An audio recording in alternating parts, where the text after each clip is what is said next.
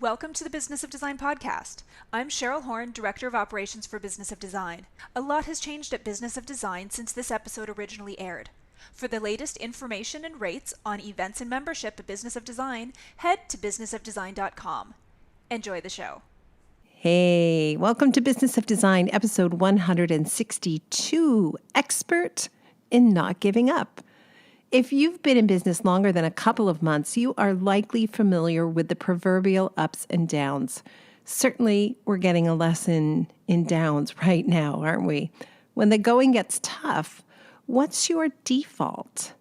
Business of Design member Nikki Fisher says she is an expert in not giving up. And that is an attitude that is going to come in very handy during the next months.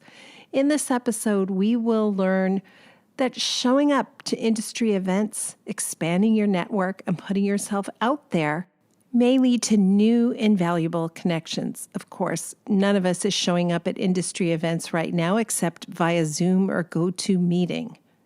But that will change. Nikki also says being curious is a great asset. If you want to know technical information, there are people you can ask.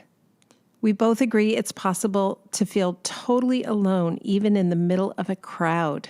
So connection is really about being vulnerable and being authentic, whether that's online or face-to-face.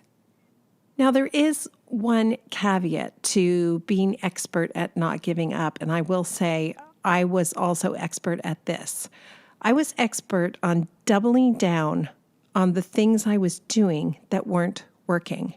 I kept telling myself that if only I tried harder, if I applied myself more, if I worked more hours, if I had better clients, if I had better trades, if I had a better work situation, whatever that was, that things would turn around. But the truth of the matter is, if you don't have the systems you need in place, no amount of effort is going to turn those into good systems.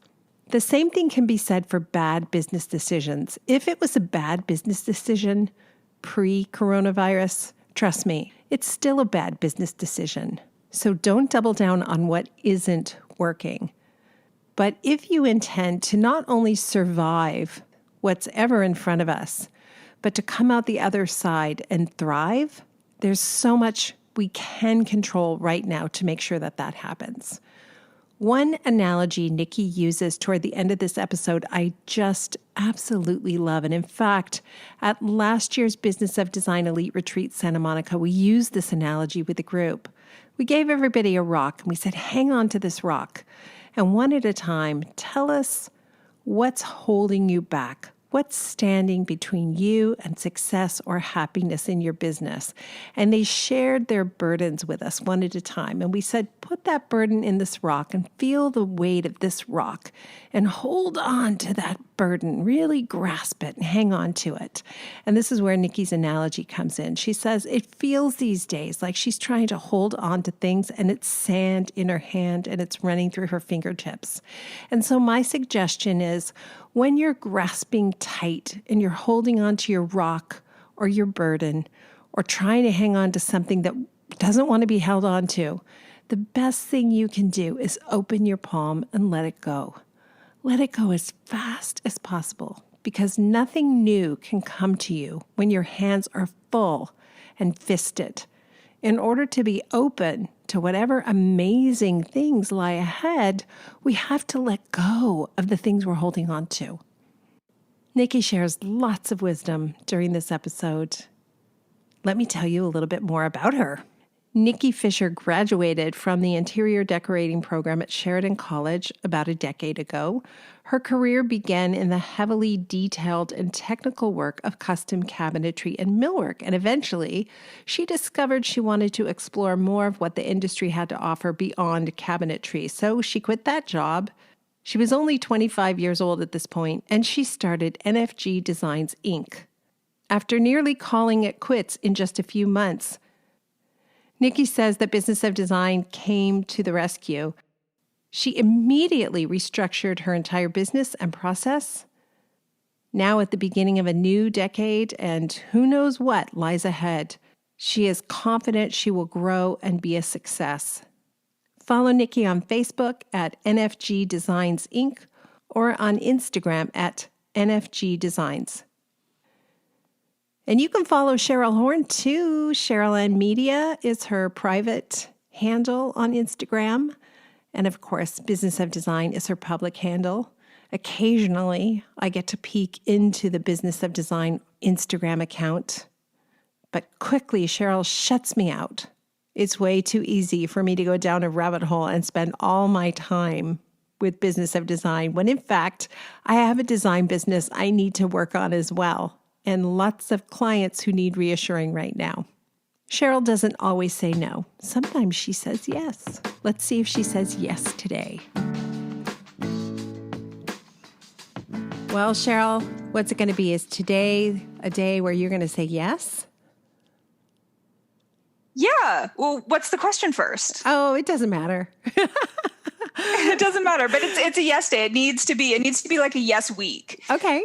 We're busy and it's been overwhelming, all of the members and everything that we've talked to. We kicked off boot camp last week.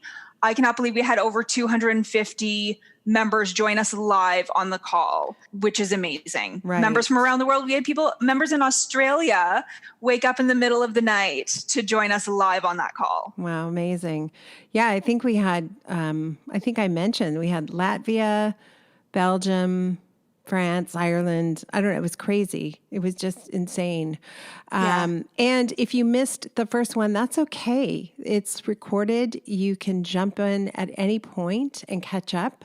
And please don't hesitate to join us for this one. Yes. So boot camp still continues for 4 weeks. The recording of last week's is available. So if you're just signing up now or you missed that first one, you can certainly catch up. It's going to be the next 4 Thursdays at 1 p.m. EST. One thing that we'll still put out there, Kimberley had mentioned on the call her email that goes out to clients for billable hours, which everyone is just tackling right now. So we'll get that live on the site as well. And as promised, going forward, we'll have more templates for clients. That's huge. And we're getting a lot of requests for that right now. The email, to be clear, was an initial email I sent to clients just checking in to see how they're doing, what I could be helpful with, not in terms of decorating or design, but just, can I shop for you? Do you need anything? Is your family safe? It was that kind of an email. And then I personalized it in terms of projects, et cetera. It wasn't about billable hours. That's the next one I have to do. In fact, I think that I did promise that one for this week's call. Yes. Yeah. I meant to remind you on Friday because the billable hours email template. Yeah. So we'll get that up anyway. We also have coming up, we've talked a little bit about our Business of Design 5-phase recovery program. We've already done phase 1. We did that in March, and that recording, both the free version and the webinar we did just for members, are both available on the website now. And we have our next webinar coming up for that on April 29th. And that again will be free to the community. Registration is already open. So if you want to join us for that, you can head to businessofdesign.com and you'll be able to join us on April 29th for the next part of our recovery program. I do hope you'll consider joining us for Business of Design 5-phase recovery program. Having been through 4 recessions, I know this is what you need to put yourself in a position to thrive and ride the wave that's about to hit us all the way to the shore. How do you like that metaphor? I know from personal experience, the decade in front of you can be your most successful, most happy, most profitable decade, despite what's happening today. This is not the first calamity the world has had to endure. It is not the last. You are resilient. You can do this. And right now, millions of people are at home thinking about what they'd love to change in their environment. Maybe the kitchen has been driving them crazy for the last 5 years, and now they wish they had taken care of it. Maybe the master bedroom is insufferably tired, and that's what they're looking at day in and day out. So there is going to be a lot of work for us ahead. Do what you can today, and that's what this program is going to be about. What action steps can I take today to get myself ready for what's coming? And by the way, You're not putting money in the car for gas. You're not going to restaurants. You're not going to concerts. Don't give yourself the message right now that this is something you can do later. There's not going to be a later. You're either going to be ready to tackle what's ahead and in great shape, or you're not. And that's okay. We get to decide, right? I've been talking to a bunch of warrior designers in the past month, and I have no doubt this community is going all the way, and we will be celebrating again during happier times. So join us for Business of Design 5-Phase Recovery Program, and we will do this together. Yes. Sounds good. We'll talk to you soon. Thanks, Cheryl.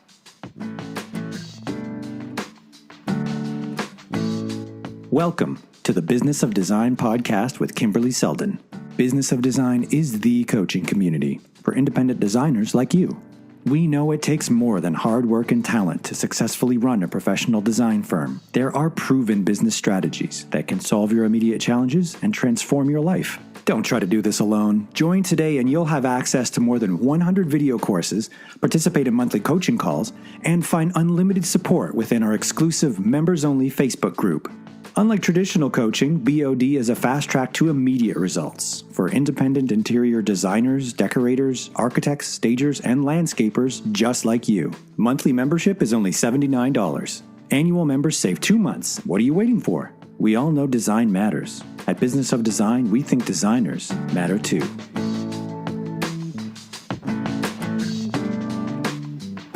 Hello, Nikki. Thank you so much for taking time to do this. No problem. My pleasure. I'm so excited to speak with you today. Well, I was excited to read your application, and something just leapt out at me, and that was a line where you say, "I am an expert at not giving up." I think that's an amazing trait, and it's going to come in really handy in the next little while. Tell me about that. I think even that speaks new volumes for me as well. When I wrote that and sent it off, never in a million years did I think we would be in the situation that we're in right now.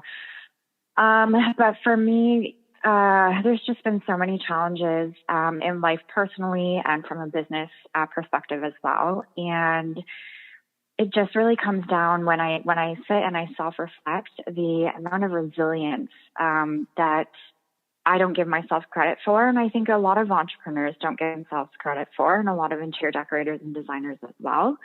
So I'm happy to provide some insight to that and potentially share my story that might help somebody else.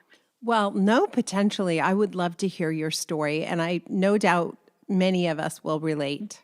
So my career started out as a custom millwork designer for a high-end cabinetry company. It was my first job after graduating, and it was very intimidating because I wasn't given proper training when I stepped into that role. It was kind of, I had to fly by the seat of my pants. The owner of the company was extremely busy, and I never really understood that take on it. I remember, being angry that I wasn't being given the time of day. But as a business owner myself now and having a staff of one, I completely understand the position that he was in now. So I have a newfound respect for that.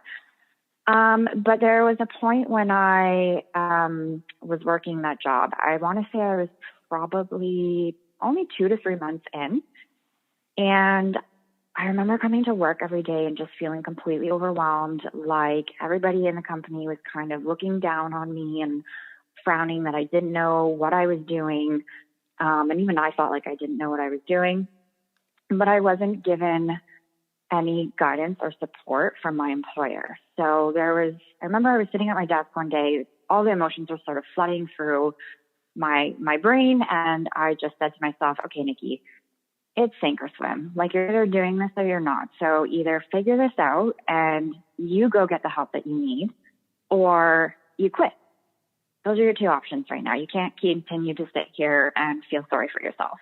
That for me looked like going and asking the other colleague there, the other interior designer there, for help. So sometimes she would help me out, and other times I would feel a little bit of a push from her, and that was okay. Whatever help she was willing to give me, I was more than grateful for. And then in the company that I worked for, there was the design department, which is what I was part of, and then there was the engineering department. So the engineering department is far more technical in the sense that they take our cabinetry designs and they start breaking them down into spec sheets for the shop to actually be able to build and do cut lists and things like that to actually build the cabinetry. So I then started having more conversations with a couple of people in the engineering department as well as the shop manager, and I just put myself out there. Most people were very much so willing to help, and ultimately what that brought was a sense of confidence. I learned much faster how to do my job than I would have if I kind of just kept going with the flow and feeling sorry for myself or expecting my boss, who was really busy, to be able to give me the time of day. We can extract from that as well, right, into our own businesses. No one owes you an explanation. No one's coming to rescue you. You actually have to get proactive and go for it. Yes. Did you have a sense after that interior design professionals are not the only ones who would benefit from systems and processes and an operations manual? I assume they were profitable, and yet they didn't have the systems and structures they needed to train employees, which would have, no doubt in my mind, made them more profitable and more successful. 100%. So there was, I would say, a decent amount of turnover in that company for sure.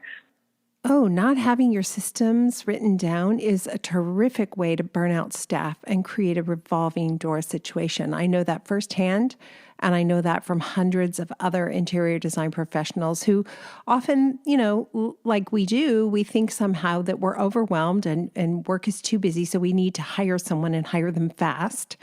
And the solution to your busy and overwhelmed turns out to be just another problem that adds to your busy and overwhelm. There is no shortcut. So having had that realization, how do you think that has informed you since in your interior design business? So after I worked for that company for about 5 years, I just wasn't happy there anymore. I loved my job. I loved the clients. But just was seeing differences in the atmosphere and decided that it wasn't for me anymore. So then I had to make the tough call of, do I go find another job in the industry, or am I going to attempt to start my own business? I attempted to start my own business, and again, same thing. About 3 months into that, I was completely overwhelmed by not having any systems, not having any structure, but I didn't know that that's what was missing at that point, if that makes any sense. Couldn't figure out why projects were not moving well, why clients are hesitating, or why they weren't investing in the finishing touches like pillows or an area rug or drapery. We would, squeak by at the end, and then it would suddenly stop, and then I would have nothing left for portfolio work. It was nothing that I really wanted to include or have photographed. Ah, the Canadian fired. I had the same experience. So obviously it's not just you, right? Yeah. I now know, by the way, that there is an American fired, an Australian fired, an Indonesian fired, an Irish fired, a French fired, a British fired, right? I meet designers from all over the world, and I'm not unique in any way. We are not special. I didn't know that at the time. I thought I was alone. I thought I was the only one going through that, and I didn't understand why. Like, why was it so hard to get to completion? And yeah, same thing. I was sitting in my office one day feeling sorry for myself, and I was in literally the exact same position that I was before. I said, okay, Nikki, you're either doing this or you're not. There's no in between. I'm going to give myself a time frame here, and if I'm not getting or seeing the results by X date, I'll call it quits and start looking for a job. In the meantime, I created sort of a vision board and jotted down, I think it was 5 goals on how I was going to pick myself up out of the mud. And it was things like go to every seminar that you can, right? So start doing research and, signing up for newsletters so you can find out about seminars and attend those. Start talking to more colleagues in the industry. I can't even really remember what they all were, but it was essentially, again, I like to use this word a lot, but putting myself out there And it wasn't even a week later, I don't think, I got a message in my inbox from a local trade showroom, and it was a seminar, and it was called The Power of We with Kimberley Seldon. And I thought, okay, I don't know what this is going to be about, but I'm going to sign up and I'm going to go. And Kimberly, I've told you my minor sob story in person before when we've met, but that was a day that completely changed my life, because the power of we was you speaking about you as a business owner and then your contract, your partner, your business partner. Went to that seminar, bought your books, within a week, read both of them, restructured my entire business, and I haven't looked back. That, I feel like, was another time where it was just complete resilience, right? Just having to do what you have to do to get to the next level. Right. But I want to say something there, and that is this. You were willing to try a new way of working. So often I meet amazing, talented design professionals who are locked on to their current method of working, even though it's not 100% successful. Maybe it's 60% successful or 70% successful. Why would you stop short of 100%? 100% of the jobs you start should finish with a happy customer, photos for your portfolio, and a repeat and a referral client. That's the goal. And I should say I don't have 100%, but I have 90+%. The odd time there's just someone where it's not a great dynamic, but we still finish the project. We still have photos. It's just probably not someone I want to work with again, and maybe they feel the same way. And I truly understand people who are committed to doing things the way they're doing it right now. That was me. I spent thousands of dollars on coaching, desperately trying to convince people that they couldn't monkey around with how I did things, and yet I wanted help. I would have created Business of Design's 15-step project management strategy 5 years earlier had I just been willing to acknowledge I didn't know everything. And maybe I didn't have the best method. And maybe if I tried something else, I would learn something. Honestly, for most people, I'd say try anything else. Be willing to try anything else. So it's not enough to attend a seminar, right? It's about implementing what you hear immediately. You say you bought 2 books, you read them right away. Those are the people I know who are going to be wildly successful. Good for you. Absolutely. So that sort of takes me to my next story of after I completely restructured my business. A few years later, I had my son in 2017. So took a bit of a maternity leave, which is also really challenging when you're self-employed because you don't necessarily get a true maternity leave with a maternity pay. So I was continuing to work part-time on a few projects that were sort of in completion stages while I was at home with my son. And in 2018, I decided that I was ready to go back to work. But I was terrified because I felt like I was starting over again in terms of building the business back up to what it was before I had to slow down. But what was giving me the confidence was that I had the right tools from the beginning this time, right? I had Business of Design, I had my contract, I had my business partner, I had all of those things. It was then just, regaining and reconnecting with people in the industry. So contractors that I had worked with, past clients asking for referrals, things like that.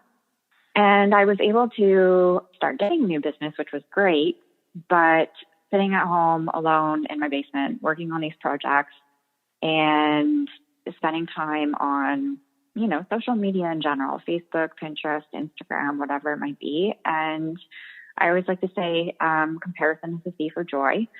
And I spent a lot of time comparing and dragging myself down and wondering what I was doing wrong or how I could ever be like that person or that designer or that decorator. I remember feeling so alone. And again, one day it was kind of like, there's no way that I'm the only person who is having trouble staying motivated. At that point, I didn't really know too many people in the industry, but I had made a few connections with some decorators through the decorating center in Burlington. So I had reached out to a few of them and said, I have this idea I don't know about you guys, but I'm struggling. I would love to almost create kind of like a mastermind group, right? Maybe it's somewhere between 8 and 10 designers or decorators, and we meet monthly or however often we want, and we can talk business and essentially be each other's support system. I would love to find out what everyone's goals are.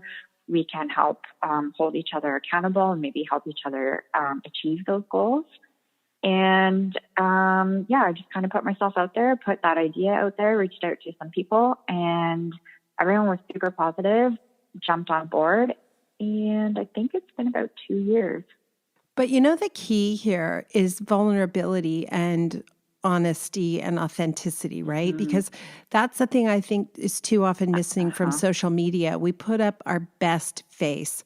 Nobody's seen a picture of me on social media lately or a video because I don't have my best face on. I have my hair. Nikki saw me today. I just finished Pilates. I'm sweaty. My hair's disgusting. It's in a side bun, right? I would probably be wise to jump on social media right now and say, hey, this is what it looks like today. But we don't, right? We save our best self for social media. Yes. And I think you said to compare is the thief of joy. Is that what you said? Yeah, comparison is the thief of joy. I love that. I say to compare is to despair. Yeah, I love that. The thief of joy. It's so true. Now more than ever, I think we want to be aware of comparing ourselves to whatever's happening on social media, because I've been through a number of these turns in the economy, and I assure you there aren't 1,000 different firms who are going to ride through this with no repercussions. There just aren't. It isn't true. So if it looks like that, look away. Yeah. And put your focus back on what you can do today to make your business run more smoothly, more efficiently, more profitably, and make connections with clients. That's the big thing right now. Just keep connecting with past and future clients. Absolutely. So for me right now, and it's going to be interesting to listen back on this podcast, I think, because I know that I will have to take my own advice too, and everything that you are telling me. Like I said at the beginning, never did I think that I would be in a position again, and I'm sure I'm not alone in these feelings, where we've worked so hard in the last few years, and my decorating company right now is or was essentially doing so well. And it feels like I'm just holding everything that I've worked so hard. They're like grains of sand in my hand. And I can feel the sand slowly slipping between the cracks. Like it's all kind of just falling away and I have no control over it. And I could choose to stay in that mindset, stick with those thoughts. And if I do, I probably won't be here when this is done. Or I can choose to, again, go, you're either in this or you're not, Nikki. And being in this right now means staying connected with Business of Design. It means staying connected through webinars and any coaching and any, online content to help support a small business owner, an interior decorator or designer during this time, to help get you through to the other side of this. I love the image of your hands and the grains of sand. And when I find myself with my fists closed, whether that's metaphorically or physically, I know that the answer is always to open my hands and let it happen. I'm not powerful enough to stop a tsunami. I'm not powerful enough to stop an economic downturn or a pandemic. What I can do, though, is let go and know that I'm going to lose some things, but I will also, if I have my hands open, be able to grasp those new things that may, in fact, be so much better. And those will be lost to me if my hands remain closed. So I love that image of open hands right now. Let it happen, let it go, and focus on what you can do today to build something beautiful going forward. Yeah. Thank you so much for all this great advice. I want to ask you for your design intervention because I thought it was a really good one. My design intervention. So I had two favorites that kind of stuck with me. So one, absolutely, it comes from you, Kimberly, and it's something that back when, I sat down in my office and said, okay, Nikki, sink or swim, figure this out. I wrote it on the whiteboard in front of me, and that was be transparent and be okay with saying no. So I just had those words written on the whiteboard. I could see it every single day, and it really helped me focus and push through some, challenging clients or challenging projects that I would have otherwise been in the same position that I was before and not get anywhere with it. And then Arlene Dickinson, great Canadian entrepreneur. She was on Dragon's Den. Her books are incredible as well. From one of her books called Persuasion, she has a quote in there that says, start saying no politely, but firmly and without a lot of explanation or excuses. So again, I think it's very similar to what you say, or what your recommendation or advice is about being transparent and being okay with saying no. I just really like how she says, firmly without a lot of explanation or excuses. Right. We don't have to qualify protecting our resources, right? If you're protecting your resource of time or money, you do not owe anyone an explanation. The answer is just a super polite, no, thank you. That's not going to work for us right now. And I think that's such a beautiful thing for everybody to get comfortable with right now, because as creative professionals, sometimes the only power we have is the power to say no. I am so excited to see where you are going, where Nikki Fisher Designs is going. It's NFG Designs Inc., actually, where you're going. You got it. And you come back on the podcast in a short while and tell us all the things that are working, because I have no doubt you are going to succeed. Thank you so much. I really appreciate that. And you stay healthy and stay well, and the best to your family. Yes, you too, Kimberly. Thank you so much for your time today. It was so great to talk to you. Thank you for being a part of the Business of Design community. If you love what you hear on the podcast, take the next step by signing up at businessofdesign.com. As our thank you, you'll gain access to Business of Design's 15-step project management strategy, a free introductory course which includes 3 Business of Design systems you can implement for immediate results. And when you're ready for success, a Business of Design membership, monthly or annual, will dramatically improve your business and your life. What are you waiting for? Together we will achieve extraordinary results. Start today